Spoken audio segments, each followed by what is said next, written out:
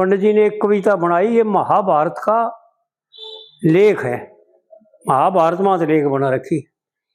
जब ये जंगल में होते हैं उस वक्त युधिष्ठिर पानी लेन भेजता है नकुल को।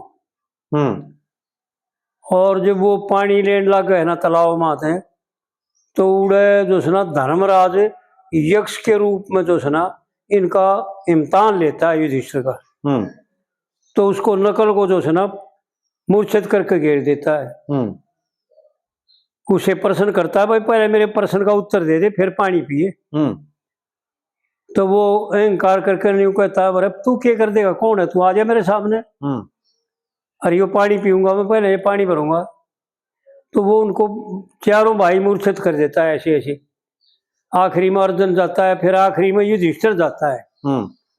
तो फिर वो युधिष्ठिर को कहता है, वो ये महाभारत में लिख रखे है जी, और ये प्रश्न भी महाभारत में लिख रखे हैं तकरीबन जी, जी।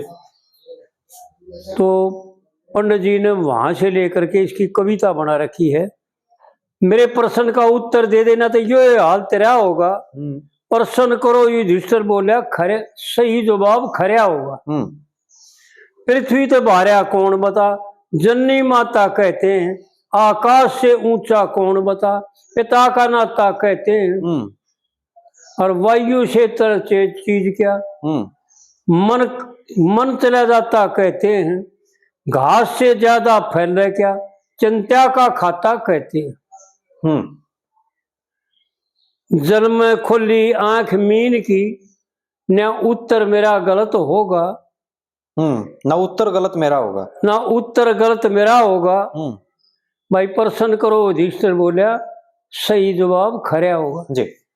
तो कहने का मतलब यो था, और असली तो इसका ये था कि वहां पर वो यक्ष धर्मराज यक्ष के रूप में युधिष्ठिर का इम्तिहान लेना चाहता है और यूं देखना चाहता है कि यो यथार्थ धर्म को मर्म को जानता है, यानी धर्म के मर्म को नहीं जानता तो धर्मराज युधिष्ठिर के कहलाने का इसका अधिकार नहीं। अगर जानता है तो इसका कल्याण होगा और मैं इसकी मदद करूंगा जी। तो विचार करना चाहिए संसार के लिए, ये बातें उनमें तो गुजरगी, वो तो जैसे तैसे करके एक देव अनुष्ठेव, और वो सब के हम जानते भी थे, सब के उनके काबू में ही था। हाँ जी। लेकिन ये विद्वान लोगों की और कारक पुरुषों की सोच होती है कि जगत का कल्याण हो, इसलिए जो है ना दूसरों का भला करने के लिए, पानी रही बेटी 2 गिलास, दूसरों का भला करने के लिए ये दिखावा करते हैं, केवल नाटक करते हैं। नाटक में जो दिखाते हैं ना वो औरों को शिक्षा देने के लिए था, उनका अपना कुछ ना बनता ना बिगड़ता जी, क्योंकि वो पके पकाए होते हैं, वो रंगे रंगाए होते हैं। वो हमारे गांव में कहा था लाला जी, मेरा भाई मोर नहीं बताओ रंगे रंगाए नहीं आते, आड़ कोई नहीं रंगता, मैं रंगे रंगाया हूँ। तो इस प्रकार से वो पूर्ण पुरुष थे, पूर्ण जो है ना उसका कुछ ना बिगड़ता ना बनता। हाँ जी। वो तो औरों के लिए मार्गदर्शक होते हैं। तो यूं जताना चाहते हैं इन बातों के द्वारा कि माता पिता क्या चीज होते हैं, बच्चे ने, लड़कियों ने, बालकों ने माँ बाप की कितनी इज्जत करनी चाहिए। और यूं ही बताना चाहते हैं कि पृथ्वी से भार्या चीज कौन, जननी माता कहते हैं, यानी 3 माए हैं हमारे। पृथ्वी माता सब के पैदा करती है, जितनी भी वनस्पति हैं, जितने भी जीव हैं, सबके बीज पृथ्वी में जी। जल और मिट्टी मिल करके सब उत्पन्न होते हैं, मनुष्य भी हाँ जी इसी प्रकार उत्पन्न होता है। बिना माटी के जल के लगाओ बिना मनुष्य भी उत्पन्न नहीं हो जी। और सूर्य और चंद्रमा के बिना जीवित नहीं रहे, जीव है कोनी, और जल बिना जीवन, और अग्नि बिना जीवन। इस शरीर में 9 तो छेदर है हम्म और 3.5 करोड़ रूंग है और 7 लाख बाल है और ये सब के सब छेदर हैं जी। और ये दो काम करते हैं सब के सब। ये रूंग भी 2 काम करते हैं और बाल भी 2 काम करते हैं। एक तो जो भीतर मल हो जाता है ना शरीर के भीतरले हिस्से में, हाँ जी, हाँ जी। उसको बाहर भगाते हैं, उगलते हैं। एक तो ये काम करते हैं जी। दूसरा ये काम करते हैं कि इन सुराख होते हैं इन बालों के जगह पर, उन सुराखा में के पहले तो भीतर से तो पसीना बाहर काटते हैं जो गंदा पानी हो जाता है शरीर में, जो हानिकारक है, यानी बीमारी फोड़ा उत्पन्न करेगा या टीबी उत्पन्न करेगा या कैंसर उत्पन्न करेगा, उसको बाहर भगा देते हैं। और बाहर से जो है ना शुद्ध वायु और शुद्ध जल को ग्रहण करके फिर भीतर पहुंचाते हैं। इसी प्रकार जो शरीर में 9 द्वार हैं जी, ये भी 9 के 9 जो है ना मैल का त्याग करते हैं। हरेक दरवाजे माँ का हरेक क्षेत्र माँ का मैल भरना आता है।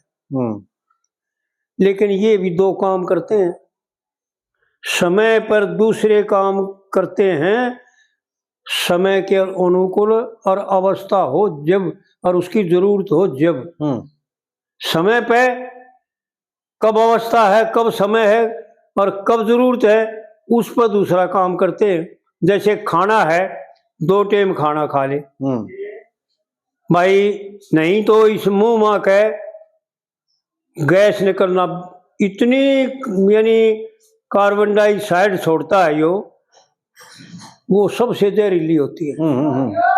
और 2 छोड़ता है यो, और वृक्ष भी 2 छोड़ते हैं, यो मनुष्य भी 2 छोड़ता है।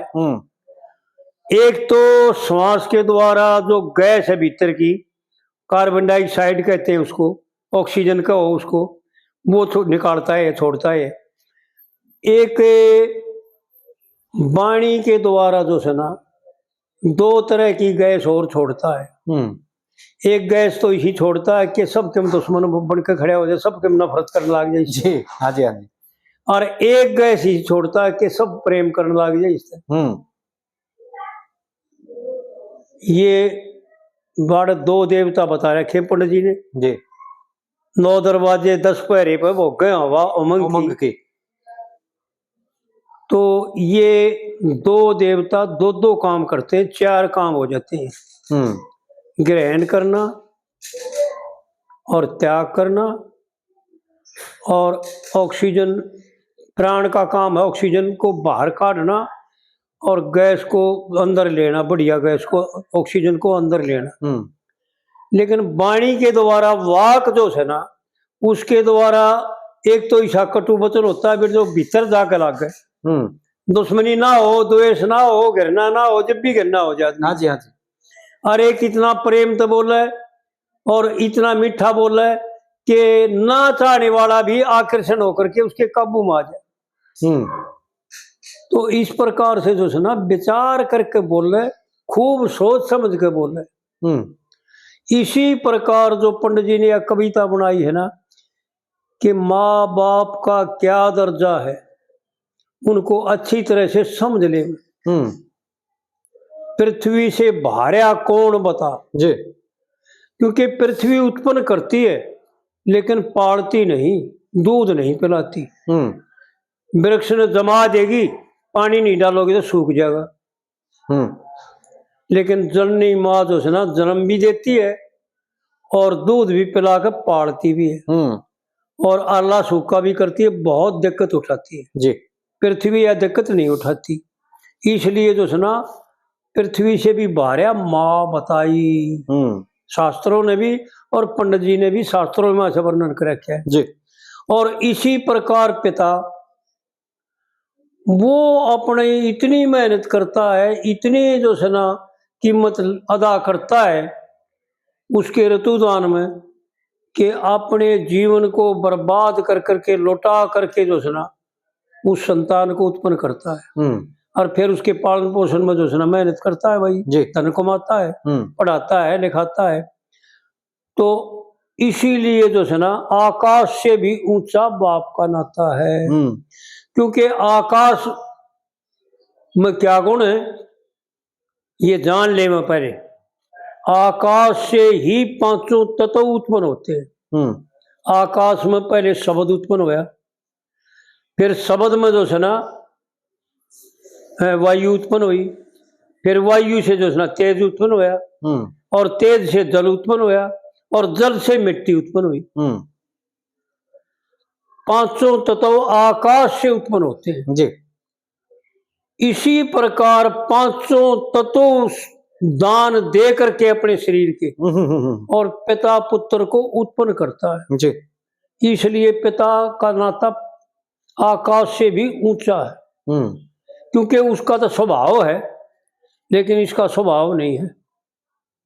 यो उस जीव दूसरे की खातिर जो है ना अपना लौटाता है। नहीं तो ये निष्ठिक ब्रह्मचारी यानी आड़ दो मार्ग दिखा रखे हैं, एक निवृत्ति मार्ग, एक प्रवृत्ति मार्ग। हाँ जी, हाँ जी। तो निवृत्ति मार्ग का अगर यो अपना ले है तो यो संतान उत्पन्न करने की क्या जरूरत है फिर इसमें।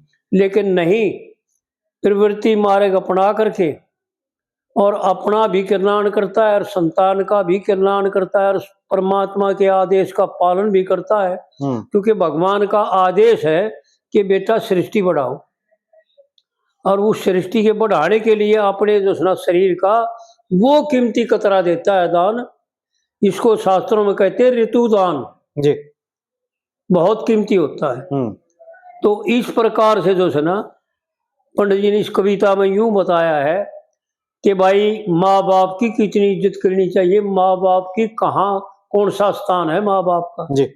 तेरे दिल में, तेरी स्थान में, इस संसार में अगर माँ बाप को क्या मानता है तू एक न्यू कह दे बाल तू बैठे रह क्या करेगा बता। ऐसा नहीं है जी। दूसरी कड़ी में पंडित जी यूं दर्शाना चाहते हैं कि इंसान ने व्यवहार कैसा करना चाहिए, किस तरह का स्वभाव रखना चाहिए, कितनी मुलायमी की जरूरत है, कितने करड़ेपन की जरूरत है, ये समझ लेगा अच्छी तरह से।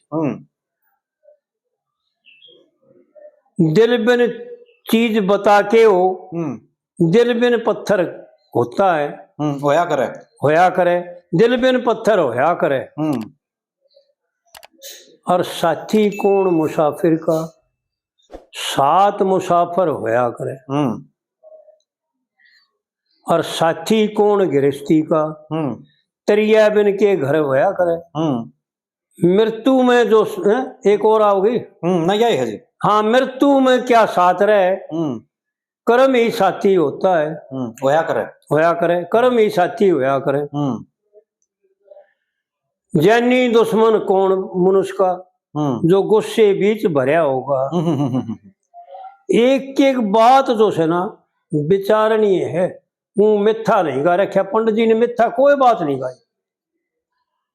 एक तो आड़े पहली लाइन पर इशारा करके बताते कि इंसान पत्थर कैसे हो, जो किसी से प्रेम नहीं करते, किसी का कल्याण नहीं करते, दूसरों का हित नहीं चाहते, वो पत्थर नहीं तो और क्या। विचार करके देखें, जो हर 24 घंटे हर समय अपने अपने लिए सोचता रहता है, अपना खाना चाहता है, अपना बनाना चाहता है, अपना पौष्टिकरण चाहता है, सब कुछ अपने लिए करता है, वो पत्थर नहीं तो और क्या है जी। इंसान और मनुष्य तो वो ही है जो दूसरों का हित चाहता है, दूसरों का कल्याण चाहता है, दूसरों को सुखी देखना चाहता है, दूसरों को सुख पहुंचाता है, दूसरों का हित करता है। पर हित सरिस धर्म कछु नाई जी, और पर पीरा सम नहीं अगमाई, ये रामायण की चौपाई जी। तो दूसरों का जो कल्याण करे, दूसरों के बारे में सोचे, किसी प्रकार का किसी को दिक्कत ना होने दे, अपनी तरफ से कोशिश करनी चाहिए, हर समय 24 घंटे तत्पर रहे कि भाई मेरी वजह से दूसरे को किसी प्रकार की परेशानी ना हो जाए ना। ठीक है जी। पत्थर ना बने, इंसान बने। आड़े पंडित जी यूं ही जताना चाहते हैं कि भाई देख ले, कदे तू पत्थर बन के खड़े बैठ जाना। दिल बिन चीज, दिल बिन के दिल बिन चीज बता के हो। दिल बिन चीज बता के हो, दिल बिन पत्थर होया करे। साथी कौन मुसाफिर का, जो साथ मुसाफिर होया करे। विचार करो, प्रदेश में जा रहे हैं, उड़े ना भाई मिल रहे, ना चाचा मिल रहे, ना ताऊ मिल रहे, ना रिश्तेदार मिल रहे जी। उड़े तो जो गए हुए हैं ना किते किते थे तीर्थ यात्रा पर, वो मुसाफिर ही साथी। उनसे बोलन का, रहन सहन का ऐसा बर्ताव नहीं करेगा कि उनका हित चाहना पड़ेगा पहले, जब वो इसका हित चाहेंगे, और जब एक दूसरे से प्रेम बनेगा। बिल्कुल बिल्कुल। पंडित जी की वो बातें हैं जो विचारणीय है, ना कि कहण मात्र की नहीं है। और साथी कौन गृहस्थी का, हम औरत को जो है ना एक भोग की वस्तु मानते हैं, बस आड़े तय सीमित है जी, लेकिन ऐसा नहीं है। भोग की वस्तु तो बिल्कुल ना होती है, केवल संतान उत्पत्ति करने के लिए तो इसका प्रयोग किया जाता है, इस कारण कार्य के लिए, क्योंकि परमात्मा का आदेश है और इंसान का धर्म है जी। और एक खास बात और है, 5 ऋण होते हैं इंसान पर, हर एक जीव पर 5 ऋण है। जब ये मनुष्य शरीर मिलता है इसको, ये 5 इसके गवार, इसके ऋणी बन जाते हैं जब इसको ये मनुष्य शरीर मिलता है। और ये वचन देख आता है कि मैं इनको पूरा करूंगा, 500 ऋण उतारूंगा जी। 500 ऋण उतारने के लिए क्या करना पड़ेगा ये समझना पड़ेगा। हमारे शास्त्रों का ऐसा मत है कि पंडित जी ने तो गजब कर रखे, एक एक बात अनमोल कर रखी। कर्म धर्म और राजनीति का कर्या मनु जी ने निर्णय, और यज्ञ हवन तप भजन व्रत का ठीक संकल्प करना और गौ गंगा गायत्री हृदय देखिए श्रद्धा सहित समरना, और मात पिता अतिथि की सेवा नित्य नित्य नित्य प्रति हृदय धरना, और सेवन पूजन यजन करण ने देखिए ब्रह्मा छंद बना गे। यानी मैं समझाना यूं चाहूं था कि सेवन पूजन यजन करण ने ब्रह्मा भगवान ने सबसे पहले 7 छंद रच दिए, और उनके द्वारा क्या करना है ये जितना हमने ज्ञान है उतना बता दें, जो शास्त्रों में सुना और देखा है जी जी, कि ऋषि ऋण तो जो है ना ब्रह्मचर्य से उतरता है। अगर ब्रह्मचर्य का व्रत धारण करता है तो ऋषि ऋण से उऋण है, और ब्रह्मचर्य के व्रत धारण करने के 2 मार्ग हैं। एक तो निष्ठिक ब्रह्मचारी रहना जी, किसी भी स्त्री को जो है ना स्वीकार ना करे, मन के द्वारा ग्रहण ना करे भीतर। और एक ऐसा होता है कि गृहस्थी भी ब्रह्मचारी होता है, केवल अपनी स्त्री में ही मन रखता हो, अपनी स्त्री को ही लक्ष्मी मान करके जो है ना परमात्मा का रूप मान करके, परमात्मा की आज्ञा मान करके समय पर उसके साथ जो है ना संतान उत्पत्ति के लिए संभोग करता है, तो वो ब्रह्मचारी ही है। तो ऋषियों का ऋण तो ब्रह्मचर्य से उतरता है जी, और देवों का ऋण यज्ञ के द्वारा उतरता है। यज्ञ करे रोजाना, विश्व बलि यज्ञ, विश्व बलि देव यज्ञ, यानी 5 महायज्ञ रोजाना करता है वो जो जी, वो देवों का ऋण उतार देता है। और पितरों का ऋण जो है ना वो उतरता है देव ऋण, ऋषि ऋण ब्रह्मचर्य से, देव ऋण यज्ञ से, और पितृ ऋण जो है ना पुत्र उत्पन्न करने से जी। समझ ले भाई कि गृहस्थ धर्म कितनी बड़ी चीज है। जो थारे बड़े पुरजे माता पिता दादा चाचा ताऊ जो गुजर रहे गए, जो पितरों में शामिल हो जाते हैं, उनका कल्याण करने के लिए पुत्र उत्पन्न किए जाते हैं जी। पुत्र के उत्पन्न करने से पितृ से उऋण हो जाता है वो बाप।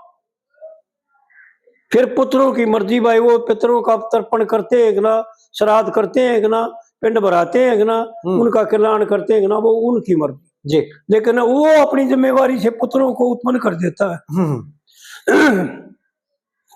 3 ऋण हो गए जी। और चौथा ऋण है अतिथि ऋण। अतिथि ऋण दान के द्वारा पूर्ण हो जाता है।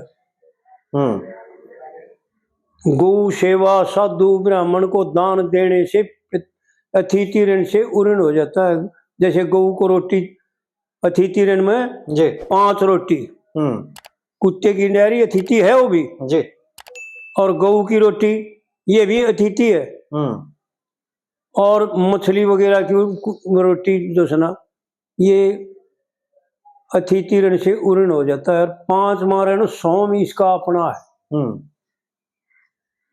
अगर शुभ कर्म करता है तो ऋण उऋण हो जाता है, अगर शास्त्र विहित कर्म करता है तो उऋण है और नहीं तो ऋणी है जी। ये ध्यान कर ले। ये 5 ऋण इसके ऊपर हैं, इसलिए आड़े यूं बताता है कि तरिया बिन घर के घर होया करें। पंडित जी की बात बहुत गहरी बात से, बहुत गहरी बात से।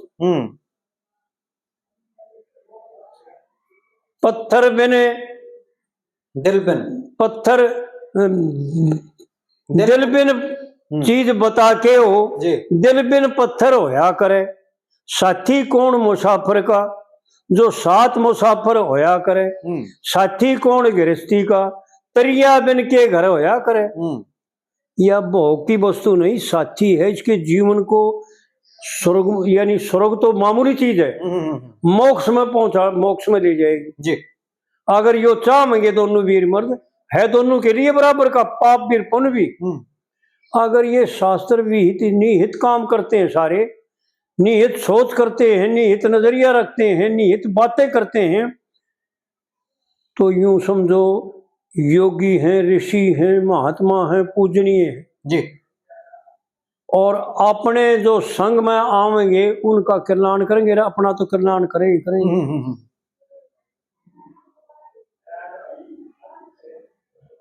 मृत्यु में रहे साथ कौन, कर्म ही साथी कहते हैं। कर्म ही साथी होया करे, कर्म ही साथी होया करे। तो विचार करें पंडित जी ने क्यों कहा है, जब तेरा इसका अंत जो है ना और कोई नहीं है, आखिरी शरीर का यही अंतिम यानी संस्कार है कि मृत्यु अवश्य आनी, ये शरीर अवश्य छोड़ना पड़ेगा जी, इसका त्याग करना पड़ेगा।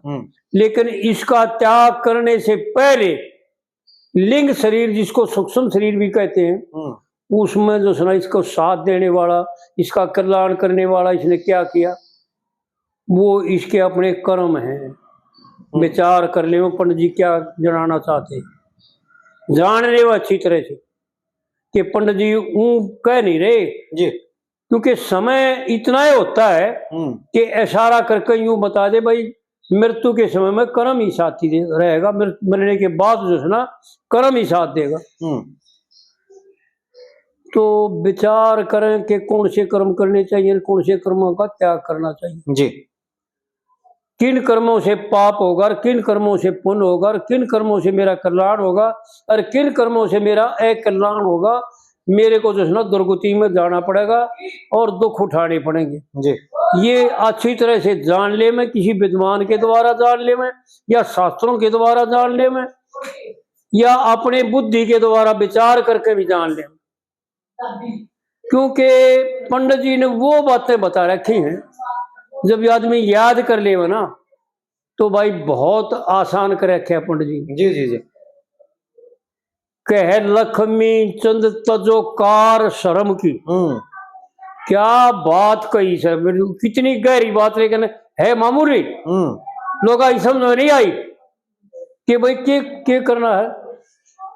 नहीं, विचार कर ले, वो हे काम त्याज्य है जिस काम को करने से पहले लज्जा आवे, शर्म आवे, संकोच हो जी, भय उत्पन्न हो, संख्या उत्पन्न हो, वो काम नहीं मान ले करने का नहीं है, नहीं है तो नहीं है यो जी। उसको करो मत, अपने आप कल्याण हो जाएगा, कोई दिक्कत वाली बात को नहीं। कल्याण करने में कोई परिश्रम उठाने की जरूरत नहीं होती, केवल व्यवहार बदलना है अपना, अपने कर्म बदलने पड़ेंगे। जो अपने कर्मों को बदल लेता है उसका कल्याण हो जाएगा, और जो अपने कर्मों को नहीं बदलता वो भाई नरक में जाकर बहुत दुख उठाओगा। आड़े पंडित जी यूं ही जिताना चाहते हैं। और फिर 5वीं जो लाइन है ना, पंडित जी ने गजब कर रखा है, जैनी दुश्मन कौन मनुष्य जो गुस्से के बीच भरा होगा। यानी क्रोध, लोभ, मोह, मद, मान, मत्सरता, ये जीव के दुश्मन हैं। इनसे 24 घंटे बचना चाहिए, दूर रहना चाहिए, इनको कभी भी लवा नहीं आनी चाहिए। इनसे दूसरों का जो है ना संग करो, इनका संग त्याग करके शीलता, सहनता, संतोष, सबर, समाई, अक्षमा, इनका संग करो। संग करने के बराबर में रचना कर रखी पंडित जी ने, परमात्मा ने और पंडित जी ने वर्णन कर रखा है कि किन का संग करना चाहिए और किन का संग नहीं करना चाहिए। और फिर तीसरी कली में बता भी रहा है जी। मन काबू में कब होता है, जब ब्रह्म ज्ञान का फंदा हो। विचार कर ले भाई, पंडित जी की वो बातें हैं जो बहुत गहरे विचार की बातें हैं जी, साधारण आदमी की समझ में आवे को नहीं, क्योंकि सोचना पड़ेगा, बुद्धि का प्रयोग करना पड़ेगा, किसी विद्वानों के का संग करना पड़ेगा। पंडित जी ने यूं बता रखा है, एक वो तारातंत्र के खिस्से में कह रखी है ना, पंडित जी गजब, छोटी छोटी बात पर गजब की कह जा रही। शेटाड़ी न्यू दतरी मेरे ध्यान में जो हमारे फेर सुधन आ गई। भाई कैसे आगे क्या हुआ, मन तो ईब सोची से गहरी, और राम का भजन करे अटपैरी। केवल परमात्मा का भजन करने के लिए, ये स्वाध्याय करने के लिए, यज्ञ करने के लिए, शुभ कर्म करने के लिए जो शरीर मिला है, ना कि ये कुकर्म करने के लिए ये शरीर नहीं मिला जी। ये कुकर्म करने के लिए तो यू और यू नहीं बतेरी, इनमें अपने आप प्राप्त हो समय पर, लेकिन इसकी समझ में नहीं आ रही जी। पंडित जी ने गजब की बातें कह रखी। लक्ष्मी चंद जी ने सतगुरु का सत्संग लिया, उसने जीत जगत का जंग लिया। बस कितनी साधारण सी बात है, पर कितनी भारे और कितनी भारे बड़ी बात कह दी, कितनी गहरी बात कह दी जी। जिन्होंने सतगुरु को ग्रहण कर लिया, जिन्होंने सतगुरु का सत्संग ले लिया, यानी सत्संग लेने का मतलब गुरु को सबके में अर्पण कर कर और उसके कथन अनुसार चलना, जीवन ढाल देना, जैसा गुरु ने बताया उसमें जीवन डाल देना ही गुरु का सत्संग लेना होता है। लक्ष्मी चंद जी ने सतगुरु का सत्संग लिया, उसने जीत जगत का जंग लिया जी। यो जंग है हर एक आदमी का। यो संसार के दुखों में पड़ जाना, बीमारी में पड़ जाना, बीमारी का और नहीं रहना और क्लेशों का और नहीं रहना, ये बीमारी है, ये टेंशन है, यहाँ संसार में परमात्मा ने रचना में नहीं रची जी। ये तो अपने आप पैदा करता है। विचार करके देखें, जब यो जन्म लिया, जो कोई दुश्मन था, और बाल ने जन्म लेने के बाद जितना ऊपर न होया, उतने उतने घने दुश्मन करने के लिए और एक लाइन बना ली, एक तरफ प्यारा और एक तरफ दुश्मन, एक तरफ प्यारा और एक तरफ दुश्मन। जो इसके हक में बोल रहा है वो तो इसका प्यारा, अनुकूल तो प्यारा और प्रतिकूल जो है ना दुश्मन। बिल्कुल जी बिल्कुल, यानी अनुकूल और प्रतिकूल का विरोध बना लिया, इतना कर रहा, लेकिन दोनों को सहना, प्रतिकूल को सहन करे,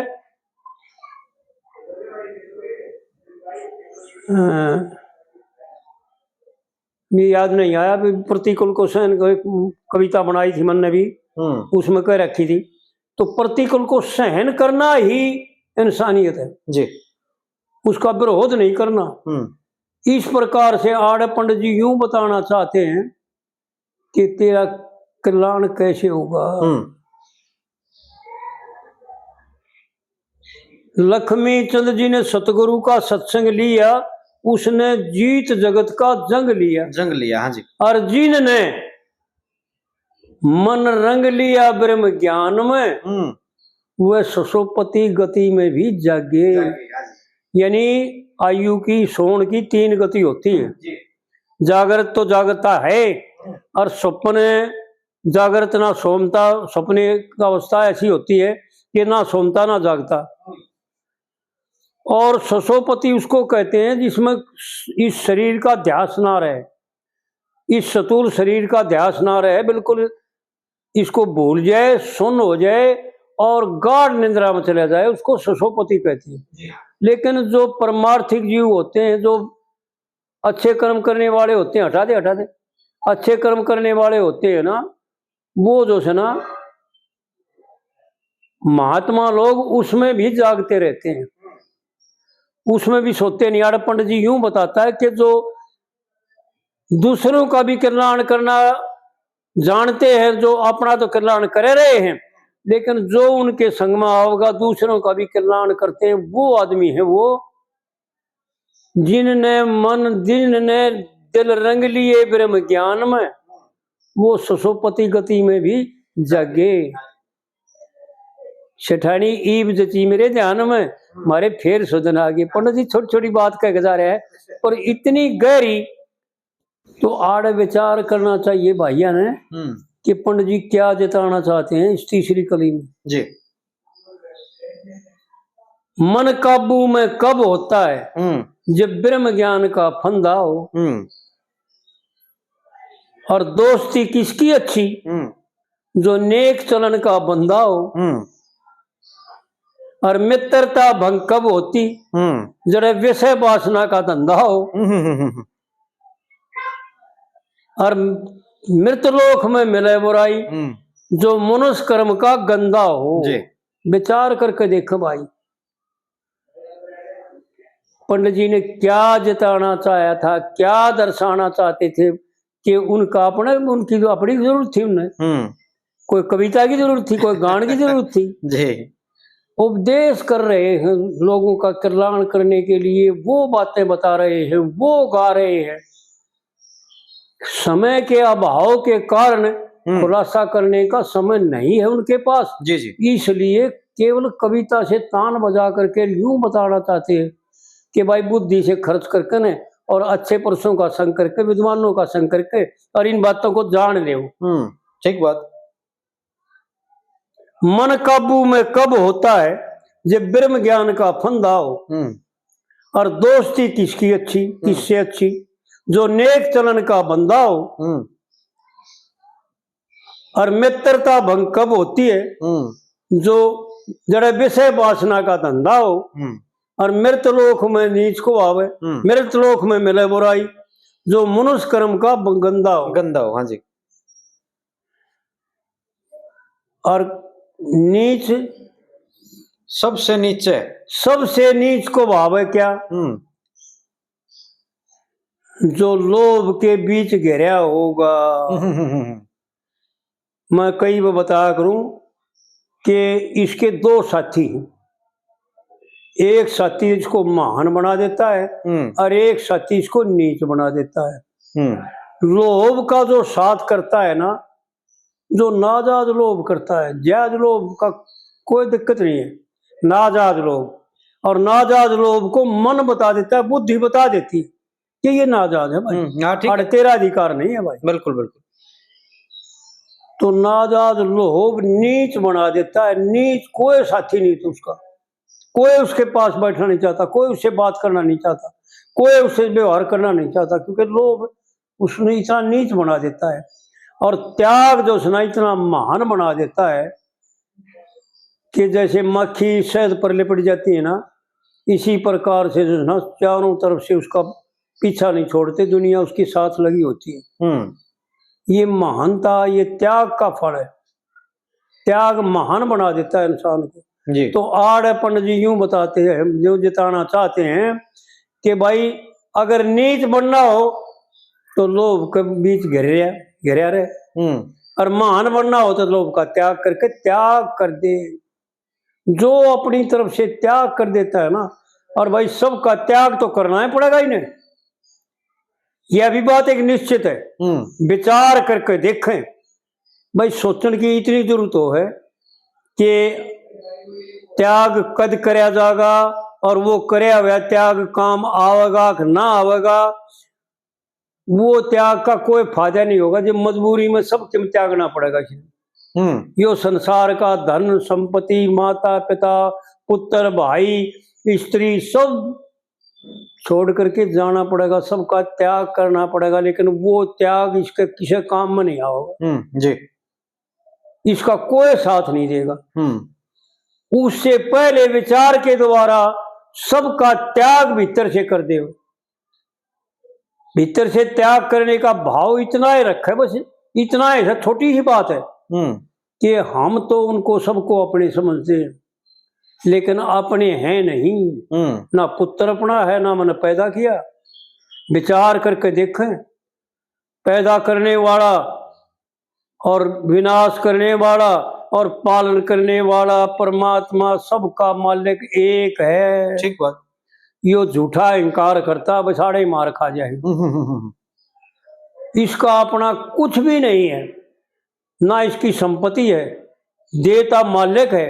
गीता में पढ़ करके देखें, 6 और 5वें अध्याय में पढ़ करके देखें, भगवान ने यूं बता रखा है कि हे अर्जुन, सब कुछ करता तो मैं हूं। यहां तक बता रखा है कि जो देवताओं को पूजते हैं ना, वो देवताओं को प्राप्त होते हैं, और जो मेरे को पूजते हैं वो मेरे को प्राप्त होते हैं जी। और जो देवताओं के पूजते हैं ना, उनकी मनोकामना पूर्ण करता हूं मैं, और वो पूजते भी है मेरे को, क्योंकि देवता रूप में भी मैं हूं जी। मेरे सवाए अन्य किंचित मात्र कुछ भी नहीं। हाँ जी।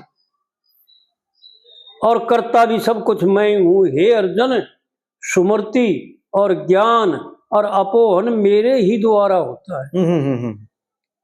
इन संशयों का नाश करने वाला भी मैं हूं, और इन संशयों को लगाने वाला मेरी माया मैं ही हूं। तो परमात्मा से प्रार्थना करने का भाव यही होता है कि हे परमपिता परमात्मा, मेरा कल्याण करो, मेरे पापों का नाश करो, और मेरे को सन्मार्ग दो, ना कि अमार्ग दो। मेरे जी। कुमार्ग मेरे को मत लगाओ। तो इस प्रकार विचार करके सब वस्तुओं को, सब संपत्ति को, सब क्या है को, पुत्र स्त्री परिवार भाई बंध, जितना भी जो कुछ इसका संपत्ति है वो सब परमात्मा की है, इसकी अपनी नहीं है। और यो भी परमात्मा का ही पुत्र है। जब परमात्मा का पुत्र रूप में भाव बना लेगा यो, तो इसका कल्याण हो जाएगा, इसको किसी प्रकार की दिक्कत नहीं आओगी। आड़ पंडित जी यूं बताना चाहते हैं जी। पंडित जी की बहुत गहरी बातें। नीच सबसे नीच, सबसे नीच को भाव है क्या? सबसे नीच को भाव है मनुष्य जो लोभ के बीच घिरा होगा। भाई प्रश्न करो, युधिष्ठिर बोलिया जी, सही जवाब खरा होगा।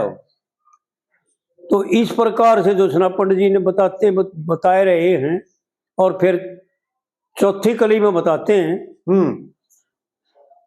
कि संकट में रह, संकट में दे साथ क्या, जो साहस में भरकर कर्म करे। संकट में साहस ही साथ देता है जी। क्योंकि देखो विचार करिए, बड़ी ऊंची बातें हैं पंडित जी की, कि हमने पता नहीं कितने जन्म हो रही है हमारी, कब से चले आ रहे हैं, और कब से खोटे मीठे कर्म करते आ वहां जी। क्योंकि कर्म 3 प्रकार के बताए, खोटे, सही और गलत, यानी पाप और पुण्य और मिश्रण मिले जुले भी जी। तो उन तीनों प्रकार के कर्मों के द्वारा जो हमारी पूंजी बनी, वो तो हमने ही बरतनी पड़ेगी। तो कुछ पता नहीं कौन से शरीर में करे, अभी कोई दिक्कत आ गई तो उसको साहसी आदमी होगा ना, जो साहस करके न जो कर्म करेगा ना, वो उससे तर जाएगा, पार निकल जाएगा। पंडित जी की बहुत गहरी बात है। संकट में दे साथ कौन, जो साहस में भर के कर्म करे जी। और सुखी कौन कहते हैं, किसको कहते हैं? जो शुभ कर्मों में नीत धरे। देख भाई, पंडित जी की वो बातें हैं, यानी उत्तर प्रश्न देते देते आड़ आड़ करके जो है ना इस चौथी कली की दोनों लाइन जो है ना वो बताई है कि भाई तने करना क्या है। एक तो साहस को कभी उकतावा नहीं, कभी न्यू नहीं मानना भाई, पर कुछ होया तो अच्छा ना भाई, इतने दिन हो गए मैंने तब करते हैं, इतने दिन हो गए ये करते हैं, इतने दिन हो गए भजन करते हैं, इतने दिन हो गए स्वाध्याय करते हैं। नहीं, साहस हम वर्ग का कर्म करें कि अवश्य मिलेगा। अवश्य परमात्मा किसी का रखते नहीं है, जरूर देंगे, आज ना काल, काल ना परसों। बिल्कुल कोई न कोई तेरे में कमी रह रही है, वह कमी पूरी हुई तेरा काम बने। तो साहस में वर्ग का कर्म करे। और सुखी कौन होता है? जो शुभ कर्मों में नीत धरे। अगर सुखी होना चाहते हो तो केवल शुभ कर्म करने हैं, अशुभ कर्म नहीं करने। निहित कर्म करने हैं, अनिहित कर्म नहीं करने। जो शास्त्र आज्ञा देता है वो ही कर्म करने के योग है, क्योंकि परमात्मा ने यह रचना रची ना जब सबसे पहले दो ही बात रची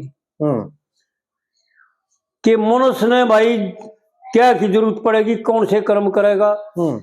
ये दोनों तरह के कर्म रच दिए भाई, तेरी मर्जी, क्योंकि तेरे को स्वतंत्र बनाता हूं। और जितनी भी यूनि है 83,90,999 यूनि प्रतिबद्ध है। प्रकृति के द्वारा कहो, मेरे द्वारा कहो, प्रकृति भी परमात्मा की ही माया कहो, परमात्मा की ही शक्ति कहो, वो परमात्मा का ही एक देन है।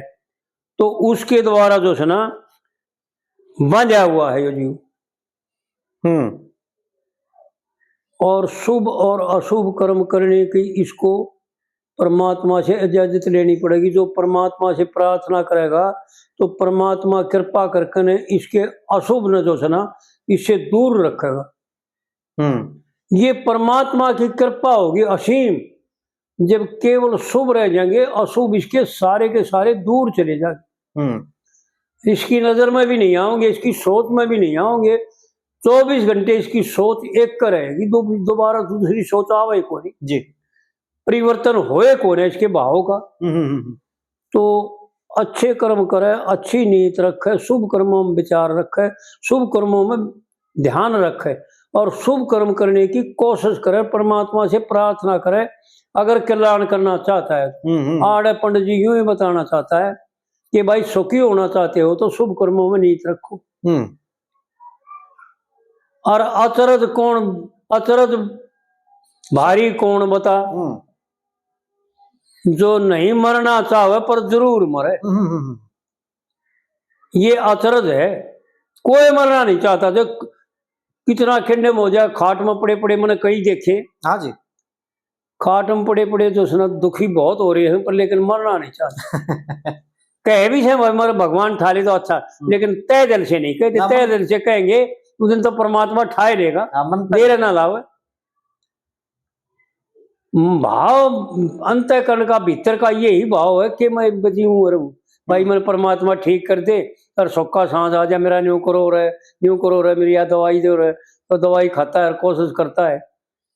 लेकिन ये अचरज है कि मरना कोई नहीं चाहता, लेकिन जरूर मरे। मरना नहीं चाहे लेकिन जरूर मरे। और एक लाइन क्या है, तेरा भाई एक मांग ले दे दूं, तेरा भाई एक मांग ले दे दूं, मत ना दिल में शकर करे।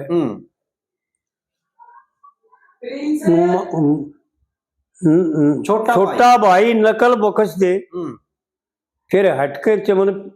छोटा भाई नकल बख्श दे, हटके चमन हरिया होगा।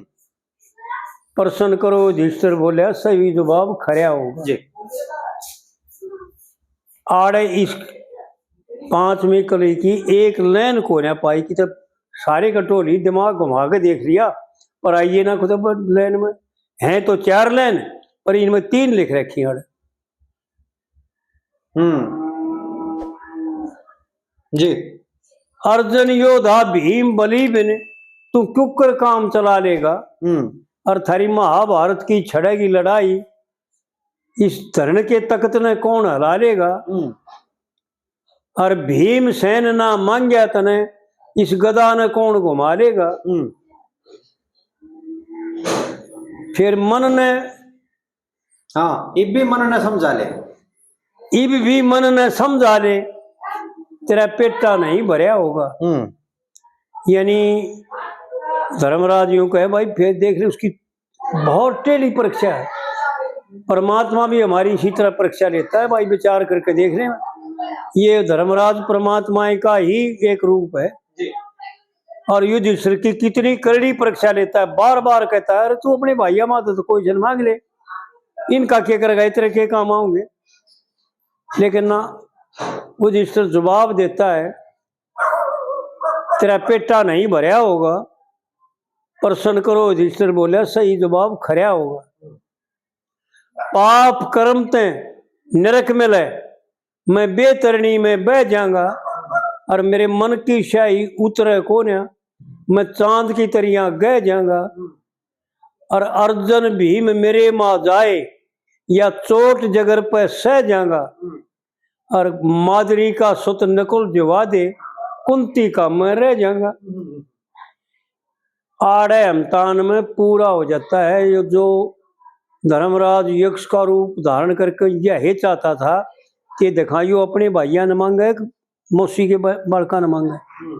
लेकिन कोशिश करने को खूब कोशिश करके देखी, लेकिन युधिष्ठिर ने बिल्कुल अपना मनोरथ बदली नहीं किया, अपने मनोरथ पर पकी पकड़ाया। क्योंकि धर्म यही था कि भाई कुंती का तो मैं हूं, दोनों माया का नाम चल जाएगा, एक उसका दी जाएगा और एक मैं हूं।